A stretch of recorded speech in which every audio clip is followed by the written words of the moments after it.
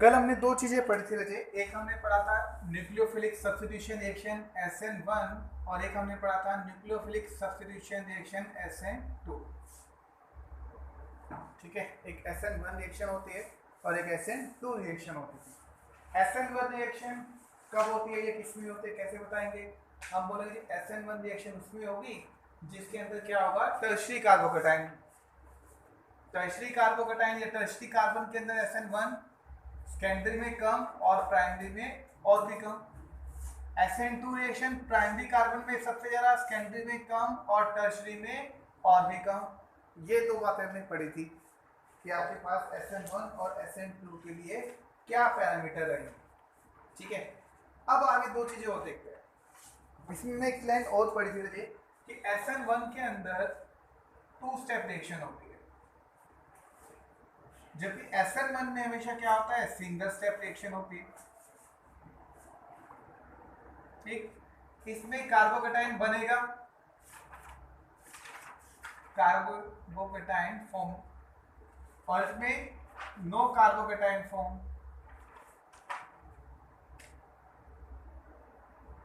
Formation, no carbocation formation. ठीक है, दो में। दूसरा, इसमें इंटरमीडिएट स्टेट बनती है, इंटरमीडिएट स्टेट के नाम से जाना। अब क्या रहेगा, कहते जी आपके पास SN1 और SN2 में समझ में आता है। एक वर्ड था जी जो बहुत इंपॉर्टेंट था, SN1 में रिटेंशन ऑफ प्रोडक्ट होता है, रिटेंशन ऑफ प्रोडक्ट। और SN2 में क्या होता है, इन्वर्जन ऑफ प्रोडक्ट।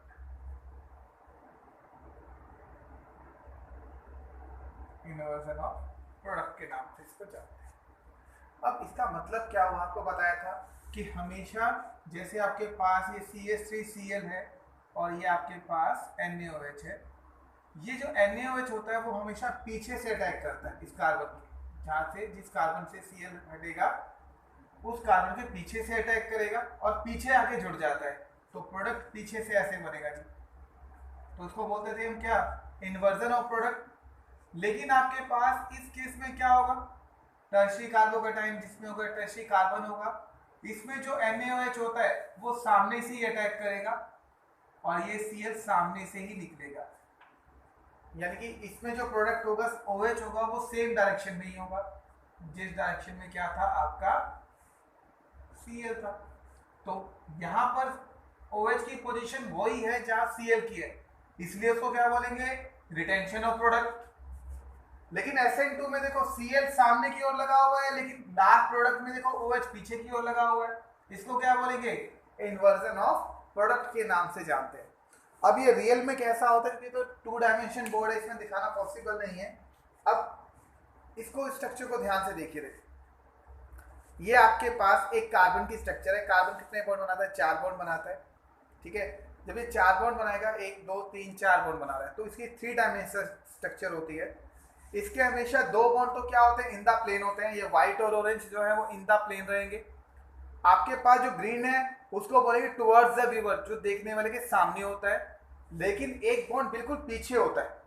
ये आपका जो ये ऑरेंज ये पर्पल वाला है, ये बॉन्ड आपको बिल्कुल पीछे दिखाई नहीं देता।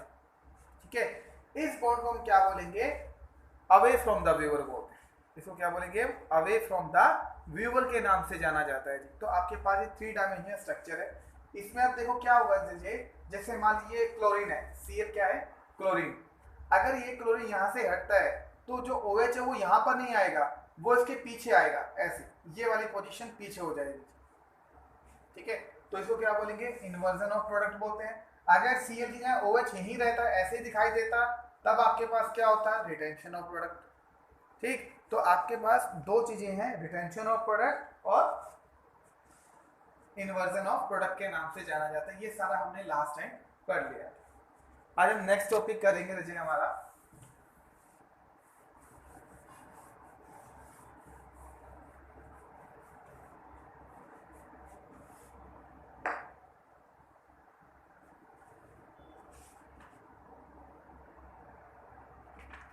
नेक्स्ट टॉपिक है हमारा some basic concept about of optical isomer, basic concept about optical isomer. Optical isomer ये बहुत इंपॉर्टेंट कंपाउंड है जी, एमसीक्यूज बहुत आते हैं इसके ऊपर, बोर्ड में बहुत पूछा जाता है, और आपके पास कंपटीशन आते हैं ना, उसमें भी बहुत सारा क्वेश्चन इसमें निकल के आते हैं। तो प्लीज यहाँ से सुनिएगा इन सब चीजों को। इसमें सबसे पहले एक लाइन यूज करेंगे, एक वर्ड यूज करेंगे हम, ऑप्टिकल एक्टिव कंपाउंड। सबसे पहला वर्ड है ऑप्टिकल एक्टिव कंपाउंड कौन से होते हैं? ऑप्टिकल एक्टिव कंपाउंड कौन से होते हैं? तो आप क्या बोलेंगे? Those compound which can rotate the plane polarized light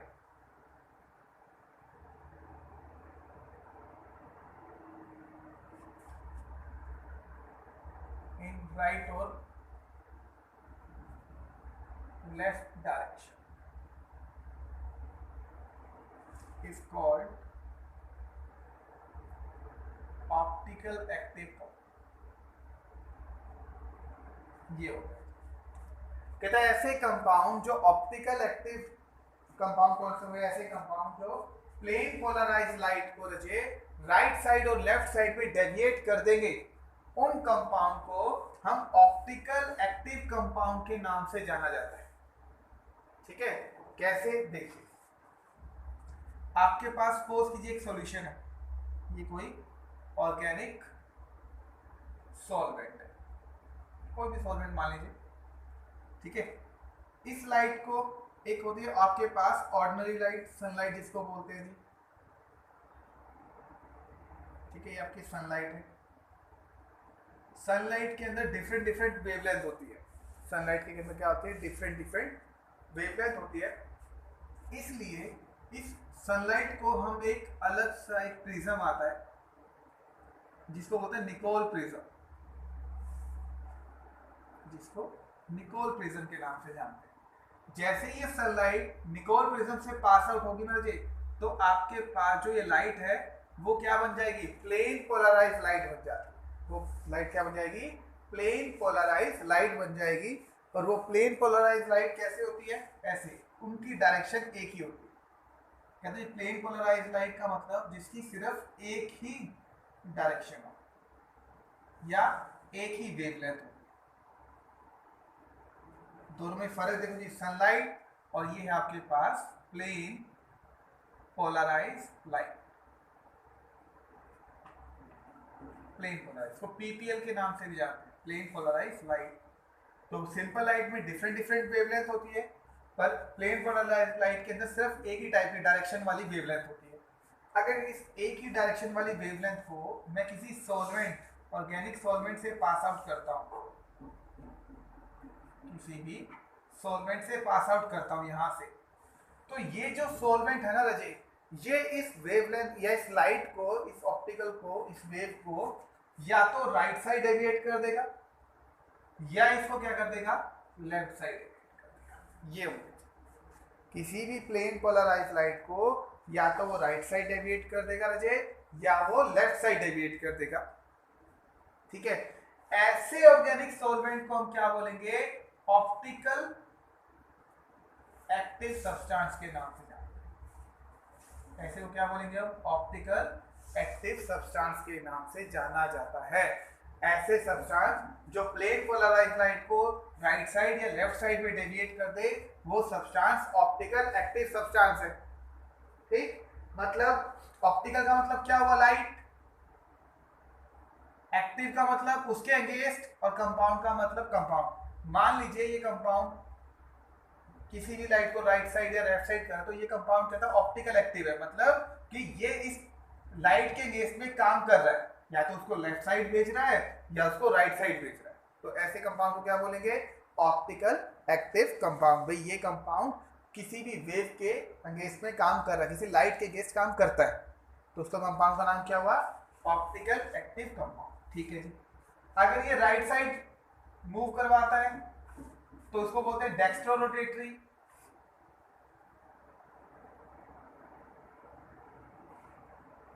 ठीक है, और उसको डी से रिप्रेजेंट करेंगे।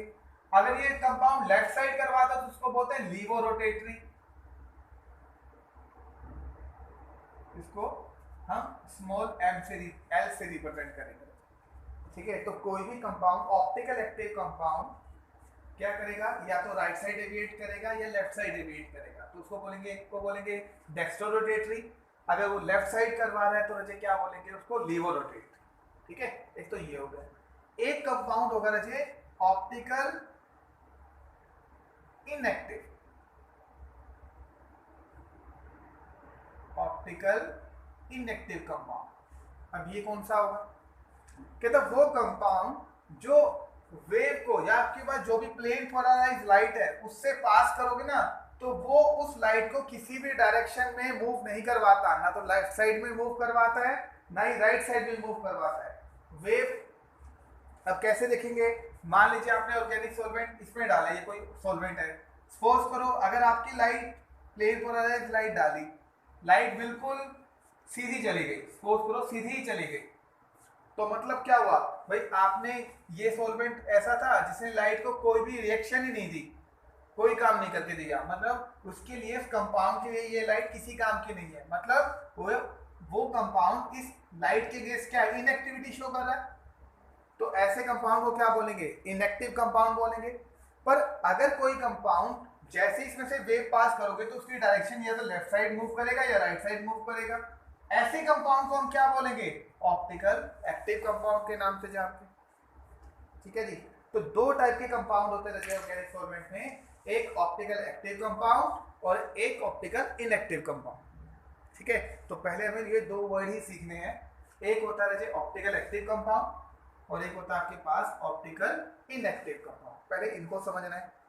ठीक, फिर आपसे बोलेंगे कौन से होते हैं, तो आप क्या बोलोगे, कहते जी ऑप्टिकल एक्टिव कंपाउंड वो होते हैं जो प्लेन पोलराइज लाइट को राइट साइड या लेफ्ट साइड में डेविएशन करते हैं, एक करेगा चाहे वो लेफ्ट साइड में करे चाहे वो राइट साइड में करे, उसको बोलते हैं ऑप्टिकल एक्टिव कंपाउंड। एक दूसरा ऑप्टिकल इनएक्टिव कंपाउंड कौन सा होगा, कहते हैं ऐसे कंपाउंड जिनमें प्लेन पोलराइज लाइट डालने के बाद भी कोई रिएक्टिविटी शो नहीं करता है, जो रे है जो लाइट है वो बिल्कुल स्ट्रेट निकल जाती है, तो ऐसे कंपाउंड को क्या बोलेंगे हम, ऑप्टिकल इनएक्टिव कंपाउंड के नाम से जाना जाता है।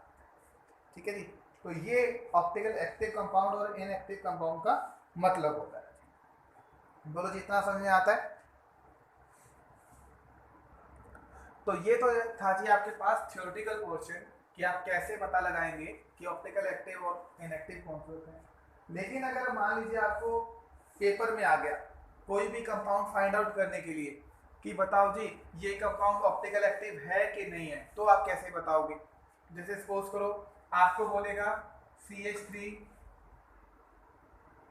ट्वाइस CH2 ये कंपाउंड है, ठीक है, ये कंपाउंड आपके पास है, तो आपसे बोलेगा कि बताओ ये कंपाउंड कोई ऑप्टिकल एक्टिव है कि नहीं है, तो हम कैसे पता करेंगे, अब हम इसमें कोई रेडिएशन या लाइट पास करके थोड़ी देख सकते हैं, है ना, इसमें हम लाइट पास करके देख ही नहीं सकते, तो कहते हैं ऐसा कौन सा तरीका जिसको सिर्फ देख के भी हम बता सकते हैं कि ये कंपाउंड ऑप्टिकल एक्टिव होगा कि नहीं होगा, क्योंकि जो अभी तक हमने अभी पढ़ा वो तो एक प्रैक्टिकल व्यू है, प्रैक्टिकली के अकॉर्डिंग बताया कि लाइट पास करो फिर चेक करो कि वो रेडिएशन डाइवर्ट हो रही है कि नहीं हो रही है, एंगल चेंज हुआ है कि नहीं हुआ है, तब तो हम पता लगाएंगे कि आपके पास ये रेडिएशन जो है कंपाउंड ऑप्टिकल एक्टिव है कि नहीं। लेकिन आप थ्योरेटिकली कैसे बताओगे वो देखिए ये सारा था प्रैक्टिकली जो आपको बताया। अब आप थ्योरेटिकल देख के कैसे बताओगे कि कौन सा गिवन कंपाउंड है और कौन सा नहीं। जैसे सपोज करो आपके पास 3 कंपाउंड दे देगा, ये कंपाउंड दिया एक तो आपको एक कंपाउंड दिया CH3H CH3H, एक कंपाउंड देगा आपको CH3Br Cl और H, और एक कंपाउंड देगा आपको CH3 Cl Cl H। A B, C और डी। 4 ऑप्शन दिए जी मैंने आपको। मुझे इन 4 ऑप्शन में से बताओ कौन सा कंपाउंड ऑप्टिकल एक्टिव है,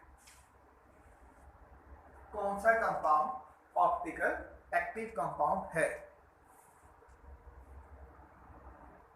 ऑप्टिकल कंपाउंड को फाइंड आउट करने का एक ही तरीका है, कहता है आपको एक वर्ड ढूंढना है और वो होता है किरल कार्बन।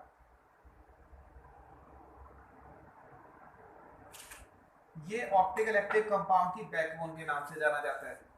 इसको क्या बोलते हैं? किरल कार्बन के नाम से जाना जाता है। कोई इसको चिरल कार्बन बोलता है, कोई किरल कार्बन बोलता है, सबकी अपनी अपनी प्रोनाउंसिएशन है, ठीक है। हम इसको किरल कार्बन बोलते हैं। कहता किसी भी कंपाउंड के अंदर किरल कार्बन प्रेजेंट है, एक भी किरल कार्बन प्रेजेंट है, तो वो कंपाउंड ऑप्टिकल एक्टिव कंपाउंड होगा।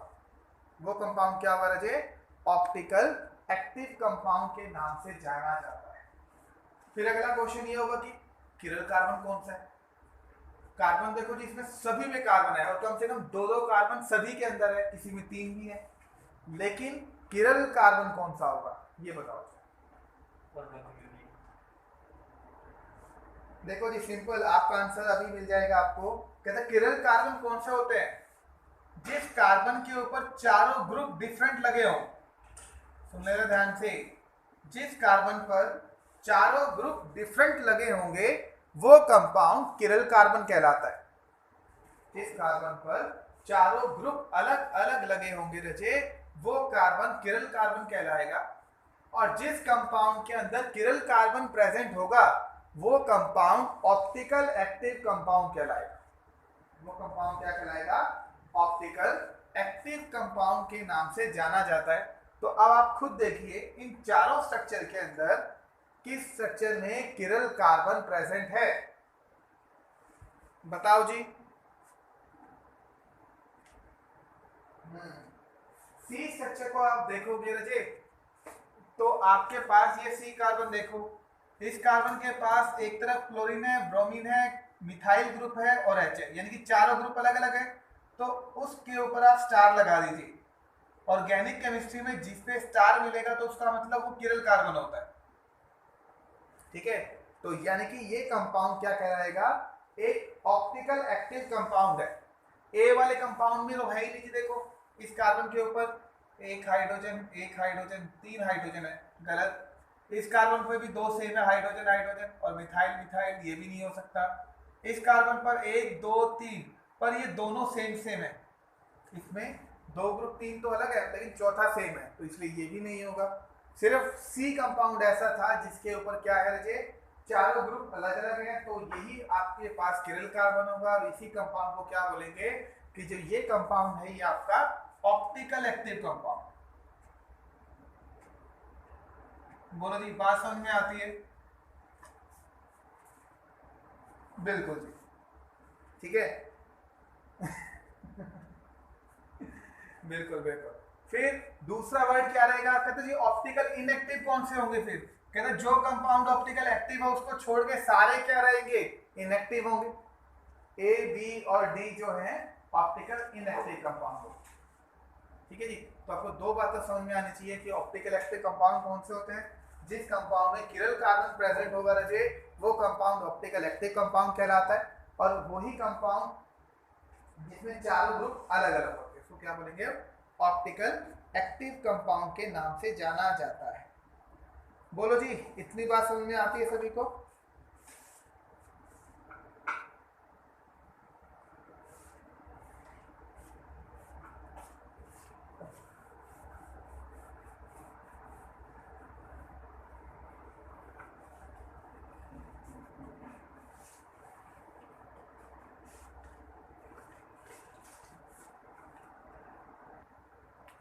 इसमें एक वर्ड आएगा कि कार्बन की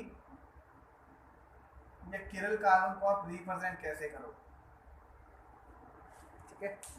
अब देखो जी, जैसे सपोज कीजिए आपके पास कार्बन है, कार्बन पे आपके पास एक ब्रोमीन है, एक आपके पास क्लोरीन है, एक आपके पास हाइड्रोजन है और एक आपके पास सपोज करो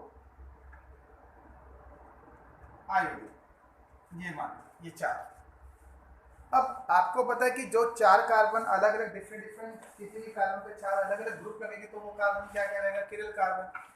ठीक है, अब इसकी स्ट्रक्चर को एक्चुअली ये तो 2 डायमेंशन स्ट्रक्चर है, इसकी स्ट्रक्चर को हम 2 डायमेंशन पे 3 डायमेंशन में कैसे कन्वर्ट करेंगे, इसको कैसे रिप्रेजेंट किया जाता है वो सीखिए जो आपको आगे बहुत काम आएगा। चलो देखिए, अब आपके पास ये स्ट्रक्चर है, ये कार्बन, ठीक है। इस स्ट्रक्चर में जो ये सेंटर ऑफ एटम है वो कौन है, कार्बन, जो ब्लैक कलर का है। इसमें मैं लिख देता हूं कि ये ब्लैक है, ठीक। अब आपके पास इसको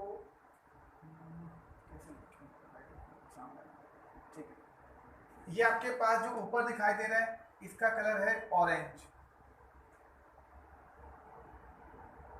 ठीक। ये क्लोरीन है, इसका कलर मान लीजिए हम पर्पल, और आपके पास जो हाइड्रोजन इसका कलर है वाइट, ठीक। और जो आपका आयोडीन है इसका कलर है ग्रीन, ये। अब इस स्ट्रक्चर को ध्यान से देखिए रजू, आपके पास जब भी आप इस स्ट्रक्चर को देखोगे तो आपको दिखाई देगा कि एक ऑरेंज आपके सामने है, वाइट और पर्पल लेफ्ट और राइट में है, और जो ग्रीन है वो आपको दिखाई नहीं दे रहा, वो बिल्कुल पीछे है, ठीक है। तो इस स्ट्रक्चर को हम, ये जो आपको मॉलिक्यूल ऐसे दिखाई नहीं देगा, इसमें आप क्या करोगे, इस स्ट्रक्चर को आप ऐसे लिखोगे, कार्बन जो आपको दिखाई दे रहा है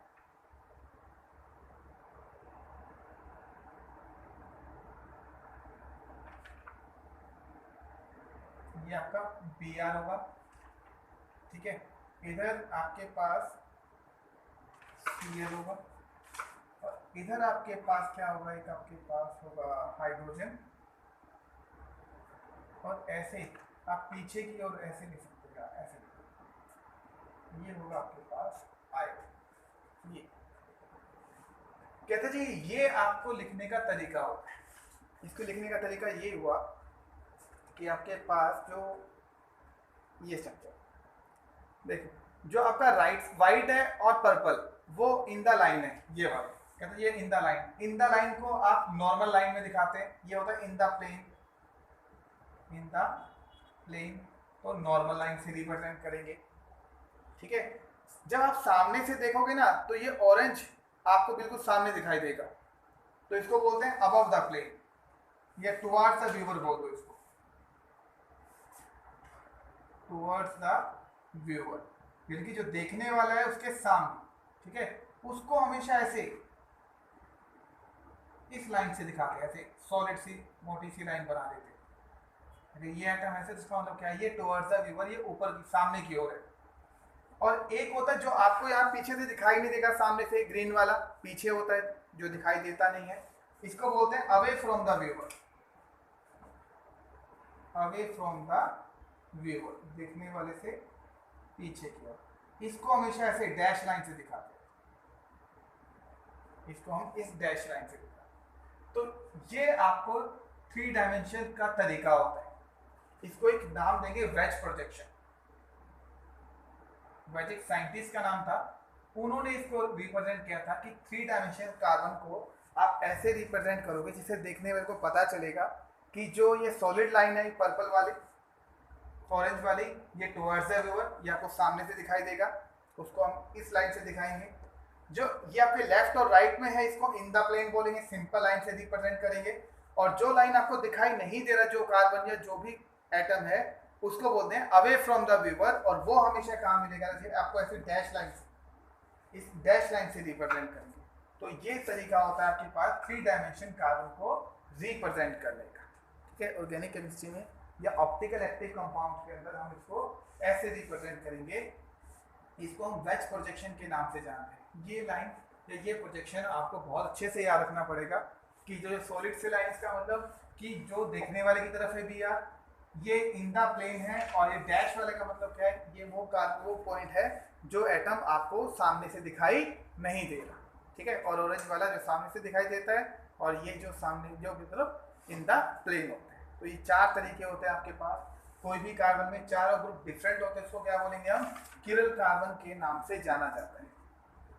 ठीक है जी, बोलो जी, यहाँ तक समझ में आता है सभी को?